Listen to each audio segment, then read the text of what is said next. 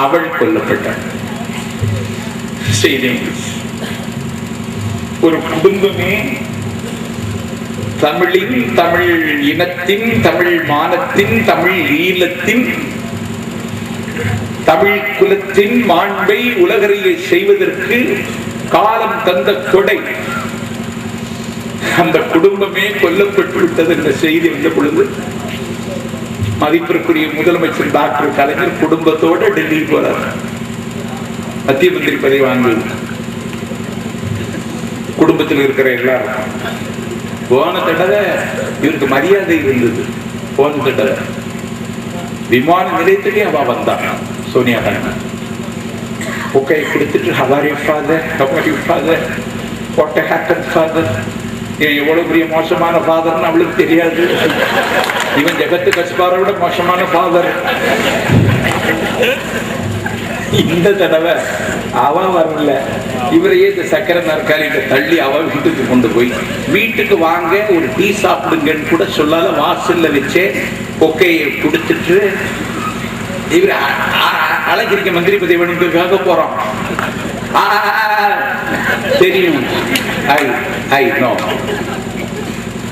All are discuss our committee tomorrow. யார் சொல்றா? சொன்னா எல்லாத்தையும் நாங்க நாளை கமிட்டியில் விவாதிப்போம். Which portfolio, who is minister, all are discussed our committee tomorrow. Full stop வச்சு அனுப்பிட்டான். இவன் கமிட்டினாலே இவனுக்கு கவலை வந்து. காங்கிரஸ்காரன் கமிட்டின்னா சிக்கல். கமிட்டி கூடுவான், 6 சட்டையோட போவான், அன்றைய இல்லாம திரும்ப வருவான்.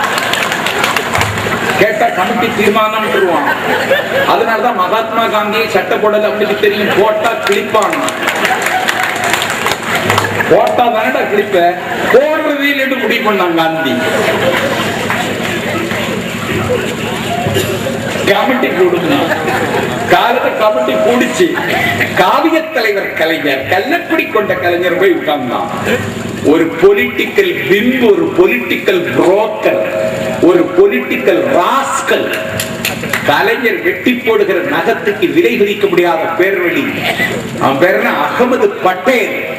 கலைஞருக்கு முன்னாடி கால் மேல கால் போட்டுட்டு உட்கார்ந்திருந்தான்.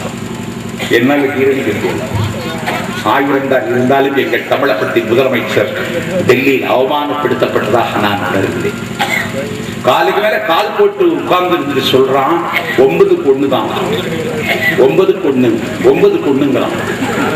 இவருக்கு புரியல. இவர் அப்பதான் டிஆர் பாலு கூப்பிட்டு எத்தனை இடத்துல ஜெயிச்சோம் பாலு? அப்ப பாலு ஒண்ணு சொன்னா 18 இடத்துல ஜெயிச்சோம், 2 இடம் தான் தருவோம், அதுக்கு தான் 9க்கு 1ங்கிறான். கலைஞர் சொன்னார் நாங்க எல்லாருமே 9 தான் ஒத்துக்கிட மாட்டாங்க.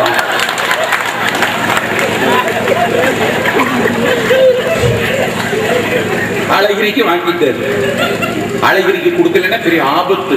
சரத்பவார் தான் சொன்னா கொடுத்துருங்க அழகிரிக்கு, இல்லைன்னா இவரை போட்டு தள்ளிடுவான். பெரிய பழி வந்து அவனுக்கு கொடுத்தாச்சு. அவன் இப்போ வரும், ஏற்கனவே வரும், இப்ப நிறைய வரும். இவன் வாங்கிட்டான். யாரு? தயாநிதி மாறனுக்கு கொடுத்துட்டாங்க.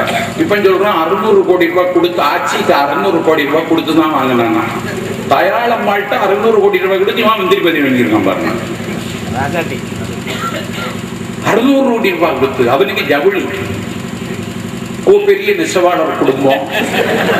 அவங்க அப்பா பெரிய நெசவாளர், அவங்க அம்மா நல்லா விடிய விடிய நெய்வாங்க. அவருக்கு ஜவுளி. அவன் ராஜா. அவன் ஓவர் ஷிஃப்ட் வேலை பார்க்கறான்.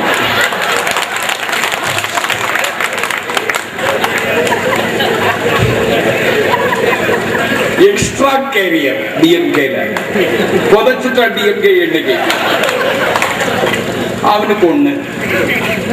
இந்த கிழக்கு சீமையில எல்லாம் நடிச்ச அந்த பையன் போலீங்க, அவன் மந்திரி ஆயிட்டான்.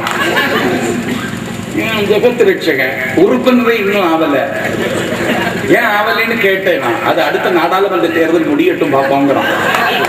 மந்திரி ஆயிட்டான். நம்ம அண்ணன் டிஆர் பாலு க்ளோஸ் பண்ணிட்டாங்க. அவன் 21 வருஷம் சீனியர் பார்லிமெண்ட்ல. நெருக்கடி நிலை என்கிற அக்கினி ஆற்றில் குளித்தெழுந்தான் சீதை. அண்ணாவின் பொற்காலத்தில் அவருடைய மாமா தலைநகர் சென்னையில மாவட்டத்தை நடத்திய மாவட்ட செயலர் செங்குட்டுவன் ஒரு ராணுவ தளபதியை போல திமுகவை கொண்டு சென்றவர். மக்கள் கழகம் எம்ஜிஆர் செல்வாக்கு பெற்றிருந்த பொற்காலத்தில் தலைநகர் சென்னையில் திமுக என்கிற சைனியத்தை வழிநடத்திய போராளர்.